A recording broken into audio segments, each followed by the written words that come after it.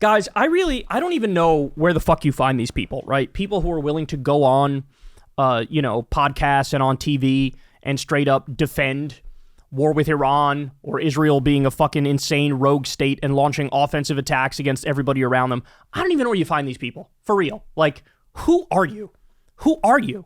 I mean, obviously, Fox News is just packed full of disgusting, frothing at the mouth warmongers. CNN, unfortunately, too. They're giving a very skewed picture of what's going on.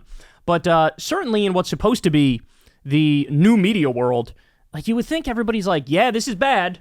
Wrong. There are some people who have their pom-poms and they're cheerleading for it. So here's Konstantin Kisin of the Trigonometry podcast. Him and Dave Smith go at it over war with Iran. Let's watch. It's your government that destroyed Libya. It's not Israel.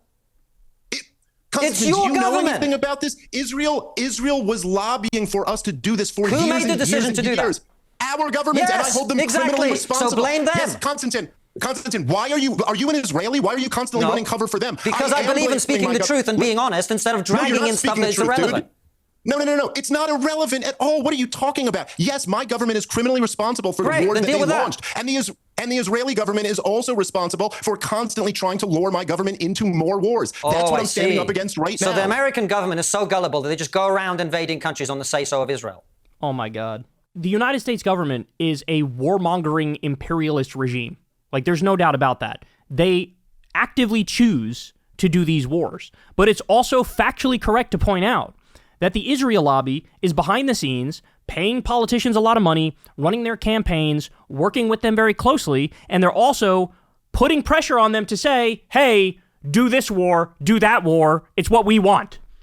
Is that so hard to grasp?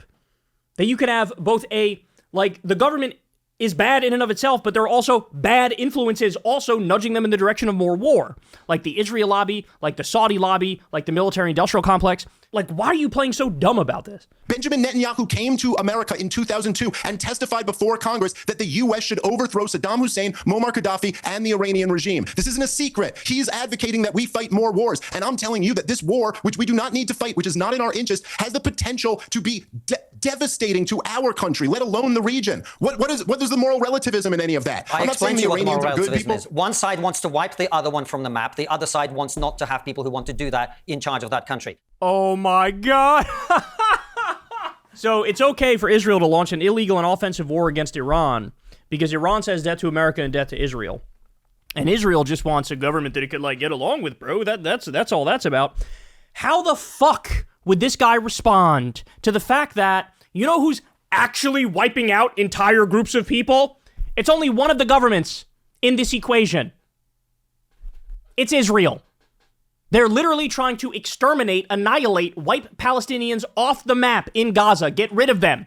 They're trying to ethnically cleanse them and send whoever survives, which they don't even care if there's any who survives, send them to Libya, send them to Jordan, send them somewhere else. Not our problem. We're not going to deal with it. We're going to reoccupy Israel. So all this talk about, they say death to America, they say death to Israel. Well, there's only one group that's actually bringing death upon an entire group of people, and it's Israel doing it. Fucking spare me. And the other thing is, why does everybody have to play dumb on purpose? Everybody knows why Iran would say death to America and why they would say death to Israel. They're saying death to America because we literally violently we cooed their government and put in a fucking puppet, which allowed us to get cheap oil from them, okay? We overthrew their government in the 1950s and installed a puppet dictator, the Shah. Gee, I wonder why they hate us.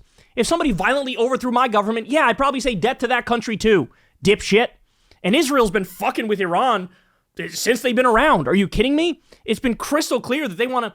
Why do you think Iran had to put their civilian nuclear facility at the bottom of a fucking mountain way underground? Because Israel's like, we're gonna attack it, we're gonna destroy it, we're gonna come after you. Like, it's... He seems to genuinely believe like anything and everything that Israel does is by definition defensive because they're the good guys. And this is the old school Sam Harris argument. That's what this guy believes in. Like, oh, they're more liberal and they're more enlightened and they're more secular, which by the way is kind of hilarious given that it's literally officially a Jewish state, right? And you have like ultra-Orthodox psychopaths who are crusading in the West Bank and stealing Palestinians' land, and they say, God gave me this land. They're not nearly as enlightened and secular as you would like to think. But the argument is, oh, but if you were a gay person in Iran or Gaza, they'd throw you off a roof. Therefore, we get to kill as many of them as we want, right? And overthrow their government, right? Piers, do you get my point here? This is what they said from the very beginning of the war in Gaza. Israel doesn't want to wipe Gaza off the map. Israel just wants to retrieve the hostages and get it. But they are wiping it off the map. So yeah, and the hostages thing was just total horseshit. If they just returned the hostages and put their guns down and left, then this would end tomorrow. Well, there was literally a deal that Hamas put on the table to do exactly that. We'll return all the hostages and we will put down our guns and leave. And Israel said no. They demanded Hamas stay in power because they were lying that, oh, our main concern is the hostages. They don't give a fuck about the hostages. They've killed the hostages themselves with their own fucking airstrikes. Hostages and get it, but they are wiping it off the map. So why do you just get to have this standard where you decide what they want to do? I can't base it on their track record. We can't look at Iraq. We can't look at Libya. We can't look at Afghanistan. Evidently, as all the hogs can see, we can look at World War II. Everything is just like World War II, but it's not like the last 25 years. These guys have wiped countries off the map left and right. Well, as you know, it's their track record. Yeah, I mean, when you look at the situation right now, Israel is currently bombing Yemen, Lebanon, Syria, Gaza, and the West Bank. That's 5 different aggressive military campaigns. 5. When was the last time Iran invaded a country? Literally 250 years ago. Based off that alone, you're going to get a pretty accurate picture of the current scenario. You know, I've been increasingly critical of the Israel strategy in Gaza. It makes no sense until you hear people like Smodrich talking brazenly and openly about ethnic cleansing. I mean, it doesn't make any pretense. And at that point, I do think that there are certainly people on that in that government at senior level who absolutely want to get all the Palestinians out of Gaza, out of the West Bank. And if that has been their plan all along from October the 8th, then I was duped, and people that feared that were correct. And we'll have to see how that plays itself out. Yeah, I love the Constantine talking about the death to America, death to Israel thing.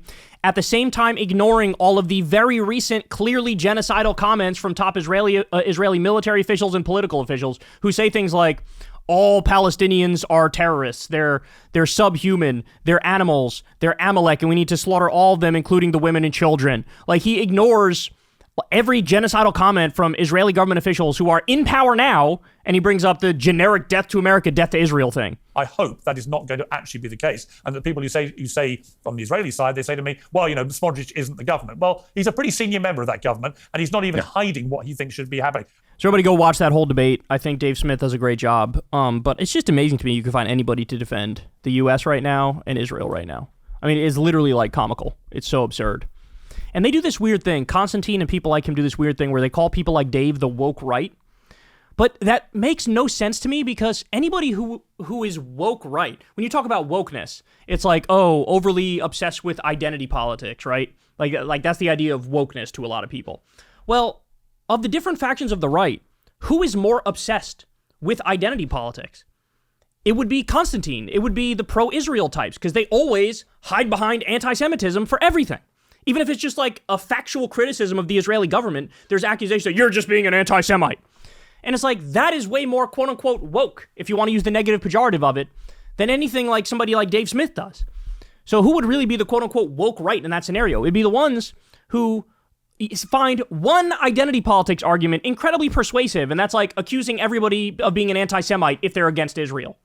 So anyway, like I said, go watch the whole thing. I think Dave did a phenomenal job. But I just can't believe that people are still debating shit like this. Like, how do we not learn from Iraq? How do we not learn from everything that's happened recently? How do we not learn from the genocide in Gaza? Like, the fact that anybody pretends like this is defensible, what Israel and the U.S. are doing, is a fucking atrocity. Hey, y'all, do me a favor and like and subscribe. It helps out big time in the algorithm. Click the bell as well for notifications when videos drop, and watch that video on screen right now. You know you want to.